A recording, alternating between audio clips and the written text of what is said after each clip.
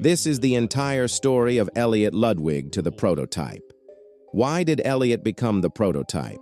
How did it happen? And why is the prototype no longer anything like Elliot Ludwig? We also clear up some huge questions, like if Elliot really is the prototype, then why does Harley talk about them as two different people? And what about Poppy? Why does she act like they're not the same at all? The truth is strange, and the connections are deep. So stick around until the end of the video. Let's get into it. Elliot Ludwig is the founder of Playtime Co., which he established in the 1930s with the goal of bringing joy to children by creating innovative and exciting toys. His passion for creating fun and memorable experiences for kids drove him to build one of the most successful toy companies of its time. In Chapter 2, inside Elliot's office, we find a tape where the narrator mentions that he was a great man, but he was divorced. And in the 1960s, an unfortunate family death, which is most likely his daughter, left Ludwig deeply heartbroken. But Elliot didn't give up.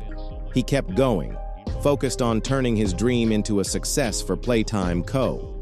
The tape also mentions that he would never leave a project unfinished. And the narrator even asks, how did one man build a successful toy company? And even after a tragic loss, how did he still work so hard to fulfill his vision? Then the tape cuts out, right as it says, "It all began in the fateful year of 19, but the last two digits are never revealed." And in the same office, we also find the Experiment 814 report. This document shows that the poppy flower, which the scientist believes has the potential to bring dead things back to life, was tested on a rat. The rat was fed 3 portions daily for 2 weeks. At the end of the experiment, it was killed, and then submerged in a mixture of poppy flower and preservative gel. 1 week later, they applied an electric shock to the rat, but it remained completely unresponsive. Even though the test failed, the scientists still believed that if a larger test subject, like a human, was used and the correct process was applied, it could actually bring the dead back to life. While the report doesn't say who wrote it, it's highly likely that it was Elliot himself. So now, my theory is that while Elliot was working at Playtime Co., his daughter passed away. This left him completely heartbroken. And let's be real, after a tragedy like that, there's no way he could continue at the company in peace. But at the same time, he had already been researching something far more serious, a project involving the poppy flower, which he believed could bring the dead back to life. And knowing Elliot, he wasn't the type to leave a project unfinished. His original purpose, to bring joy to children, slowly began to shift. The emotional weight was too heavy, and because he was such a kind and genuine man, his personal grief started to twist his professional goals.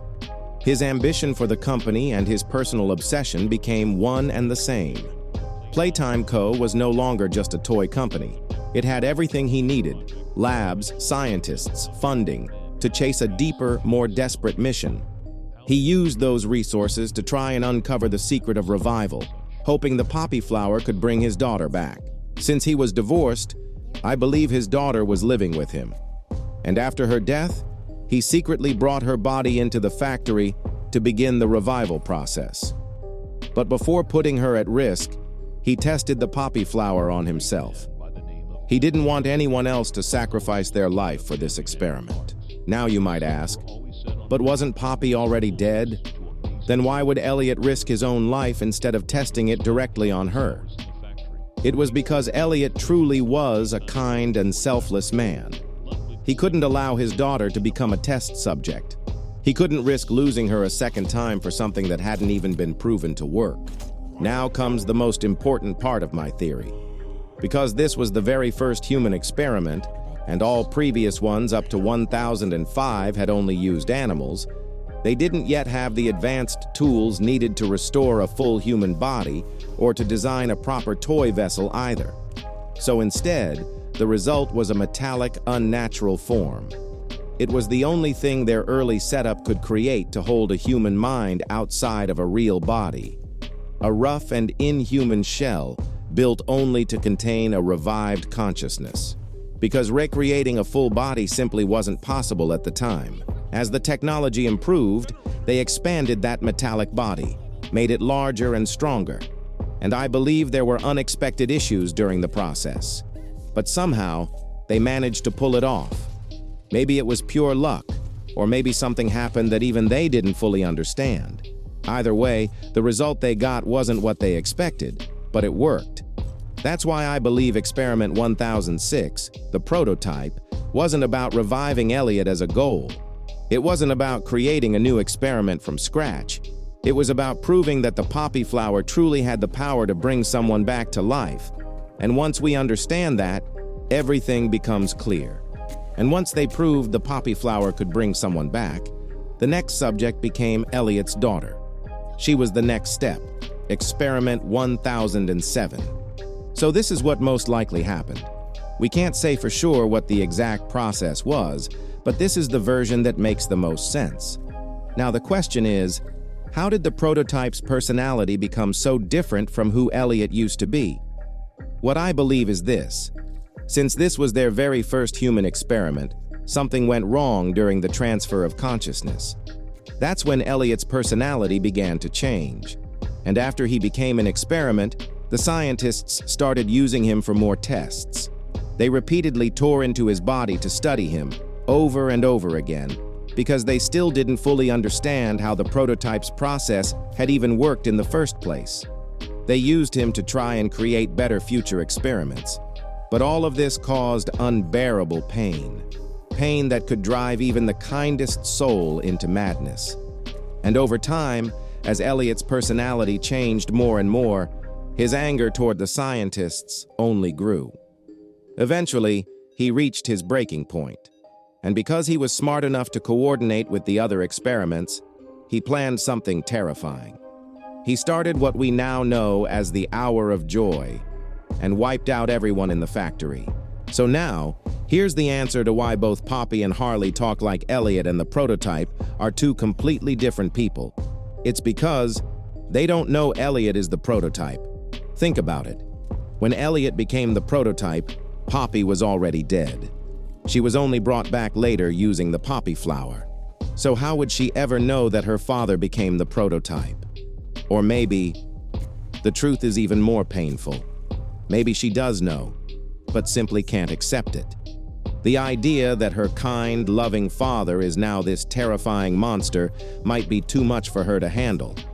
So in her mind, she refuses to see them as the same. Now, what about Harley? He joined Playtime Co. in the year 1990, confirmed by Leith Pierre's invitation letter. But the prototype already existed before that. There's a prototype-related incident recorded in the Lockhart investigation report, dated 1989, which is 1 year before Harley even joined the company. So I believe no one ever told him the truth. And if that isn't the case, then why does Harley still talk like they're two separate people? When he speaks to us in the maze, he clearly treats Elliot and the prototype as if they're not the same person. And the only explanation for that is that he simply doesn't know. Now, some of you might ask, if there's an experiment, wouldn't there be an official report for it? Wouldn't they mention who the person was that became the prototype? Here's what I think. After Elliot's transformation, Leith Pierre, who took over Elliot's position, probably told the public that Elliot had died. And in the prototype's report, they never mentioned his real name. They just labeled him as another experiment and buried the truth. But hey, what is the prototype's real plan? What is the secret that both Harley and the prototype are trying to uncover in the Time VHS? We clearly see from the tape, they're onto something huge. Could this secret be the key that finally explains the truth behind Poppy Playtime? But now, what do you think about my theory in this video? Let me know down in the comments. Thanks for watching. Don't forget to like, subscribe, and share this video with your friends who still believe Elliot isn't the prototype. Click on this video right here, and I'll see you there.